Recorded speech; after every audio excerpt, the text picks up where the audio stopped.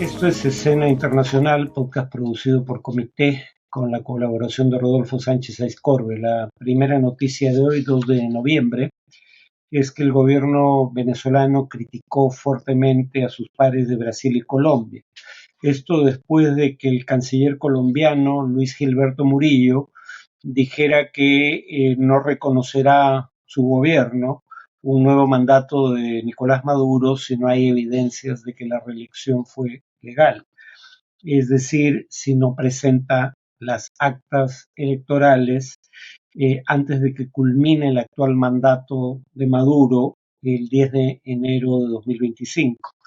El ministro de Relaciones Exteriores de Venezuela, Iván Gil, acusó a su homólogo colombiano de dejarse influenciar por la ultraderecha, sus palabras, y esto después de que el martes el canciller brasileño Celso Amorín dijera algo similar, que las elecciones del 28 de julio en Venezuela no habían sido transparentes y que eso impedía que Brasil reconociera la proclamada victoria de Maduro. En respuesta, el ex canciller venezolano y actual secretario ejecutivo de la Alianza Bolivariana para los Pueblos de Nuestra América, el ALBA, Jorge Arriaza, cuestionó lo que consideró una injerencia indebida en asuntos internos por parte del gobierno brasileño, recordando los principios de autodeterminación y no intervención bajo el derecho internacional. Eh, la segunda noticia es que el gobierno coreano prometió apoyar a Rusia hasta la victoria, dijo el gobierno de Corea del Norte, se entiende. Según su canciller, al reunirse con su homólogo ruso, Sergei Lavrov, dijo que, digamos, iban a apoyar a Rusia en su guerra con Ucrania, honrando el acuerdo que fue ratificado de manera unánime en octubre pasado por los diputados rusos, que implica un tratado de asociación estratégica global entre Rusia y Corea del Norte.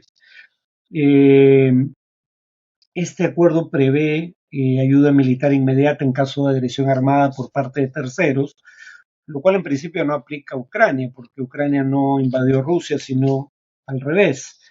En todo caso, los lazos entre ambos países se han estrechado desde la invasión de Ucrania, mientras las potencias occidentales acusan ya no solo de suministrar grandes cantidades de proyectiles y misiles al gobierno ruso por parte del gobierno norcoreano, sino también de enviar tropas a combatir en territorio ruso.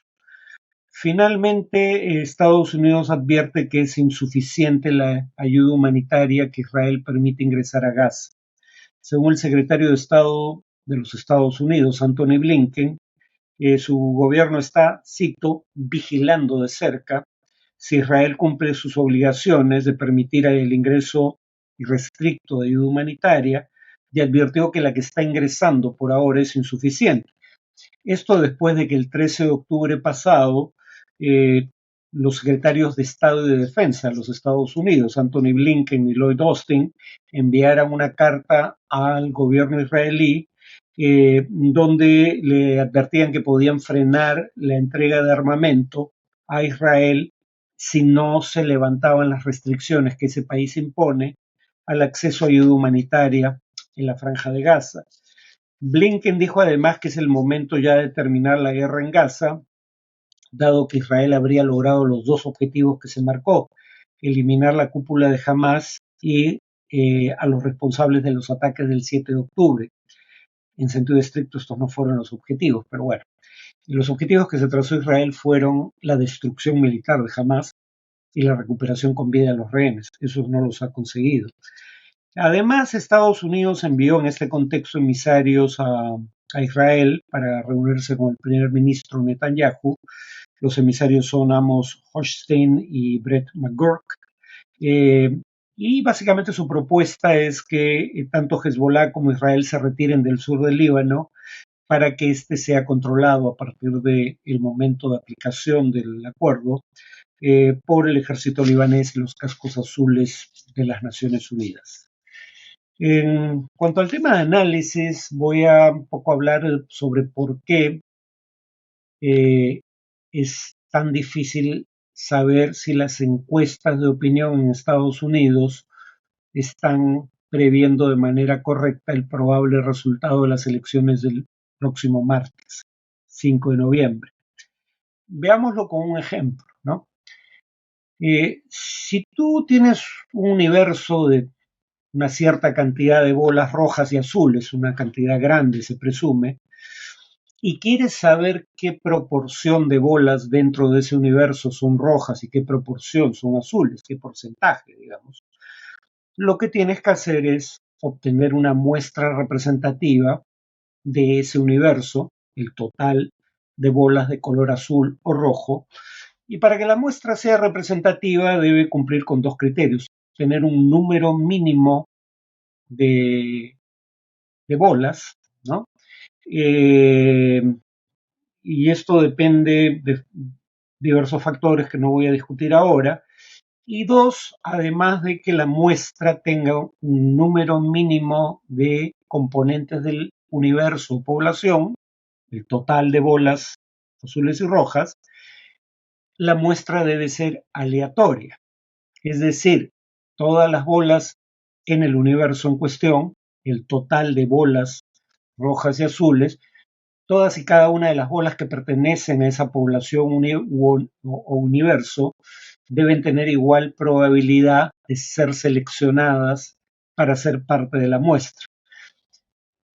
Si nuestra muestra es representativa, es decir, si cumplo con estos dos criterios, un número mínimo de bolas y su selección de manera aleatoria, la única fuente de incertidumbre sobre qué tan representativo es el resultado que obtenga en la muestra respecto al universo, es decir, al total de bolas azules y rojas, la única fuente de incertidumbre, repito, es el llamado margen de error estadístico. La estadística es una disciplina probabilística, trabaja con márgenes de error, ¿no? Nos dice algo muy cercano a la realidad, pero siempre hay la posibilidad de que digamos, el resultado que obtenemos en la muestra no sea representativo del universo.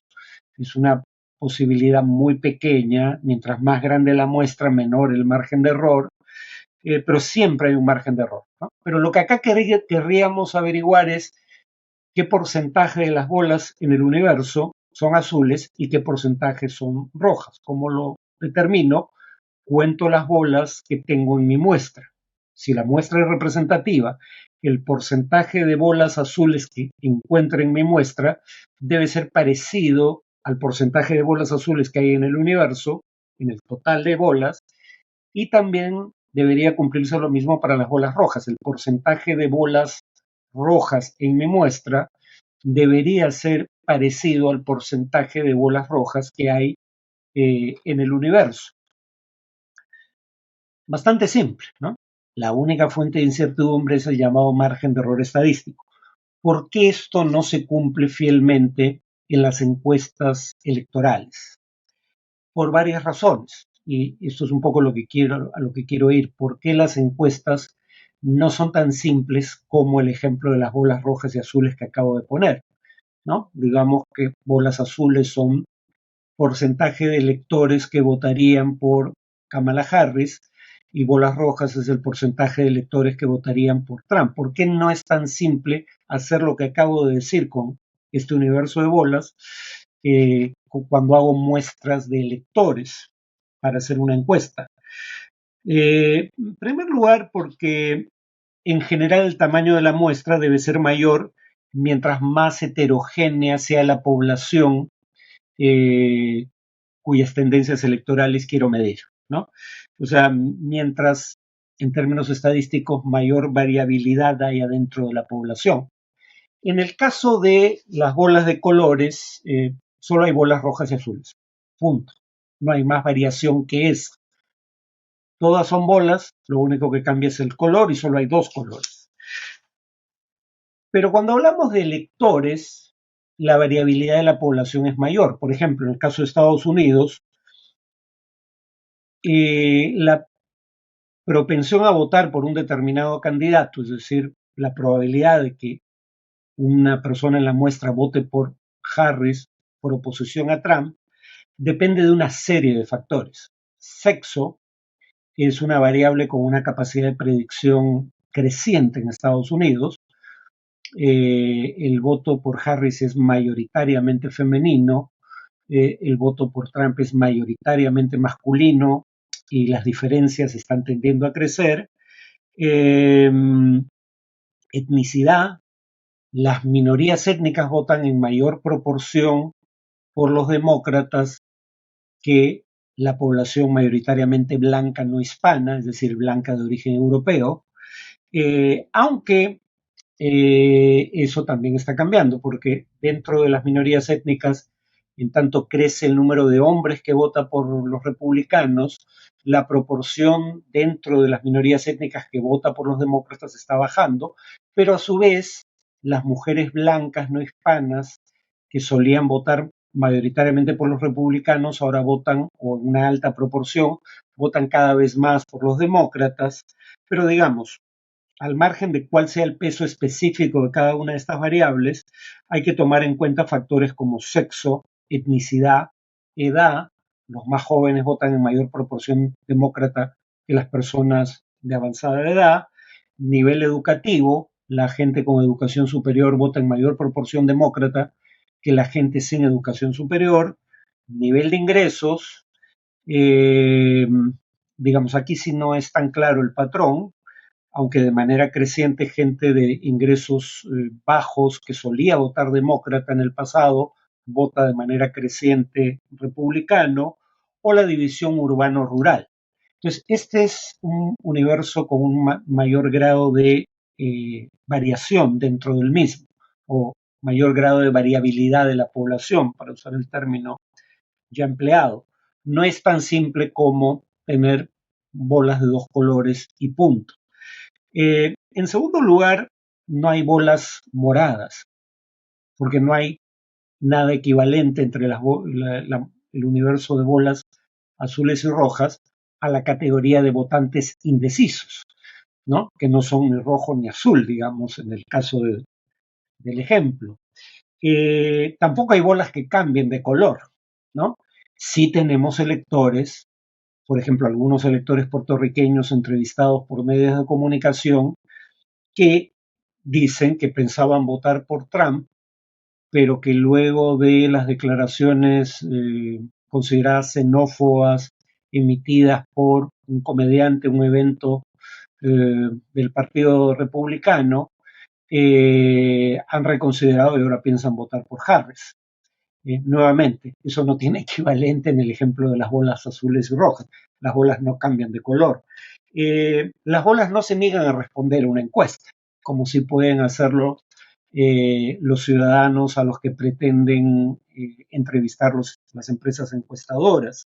Eh, Más aún, eh, cuando hablamos de que hay un porcentaje de gente que no responde a las encuestas, lo habitual era suponer que la gente que no responde a las encuestas se distribuye aleatoriamente entre las distintas opciones políticas.